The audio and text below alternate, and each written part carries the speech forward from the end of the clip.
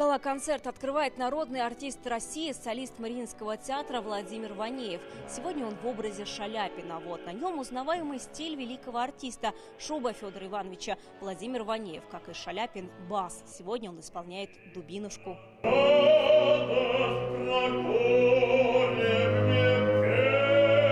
Для меня он совершенно необычен. Да, по режиссуре я должен изображать, скажем так, Шаляпина с маленькими воспоминаниями и петь народную песню «Дубинушка».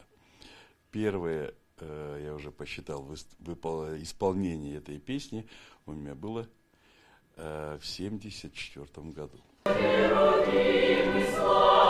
Гала-концерт «Я Божьей милостью певец» завершает Шаляпинский фестиваль. Каждый номер – это отдельная театральная постановка. Большой театр России привез в Казань и большую труппу. Почти 10 артистов и оркестр, 65 музыкантов. Я, скажу вам честно, я даже не ожидал, что ваш театр с такой серьезностью отнесется не просто к концерту, гала-концерту, где есть оркестр, певцы, а практически сочинит спектакль. Спектакль, визуальный спектакль. На сцене сегодня и именитые оперные певцы, и дирижеры Мариинского театра и театров Азербайджана, Беларуси, Грузии. Шаляпинский стартовал 30 января. Зрителям показали 10 спектаклей и гала-концерты в программе постановки, в которых исполнял партии легендарный бас. Силийский цирюльник, мадам Баттерфляй, пиковая дама, трубадур и традиционно в день рождения Федора Шаляпина Борис Годунов. Билеты на фестиваль раскупили еще в сентябре. Нравится все, нравится атмосфера, нравятся спектакли, нравятся люди, которые сюда приходят.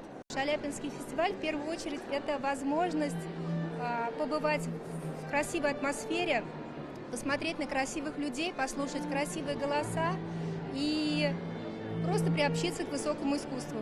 Февраль в Казани традиционно шаляпинский, а международный фестиваль его имени не только масштабный праздник этого месяца, но и яркое культурное событие всего года. Шаляпинский проходит в Казани в 41 раз и считается старейшим фестивалем оперного искусства в России. А в этом году он был особенным. Федору Ивановичу, великому артисту, 150 лет. Вероника Гайнутдинова, Рамзиль Гарипов, ТНВ, Казань.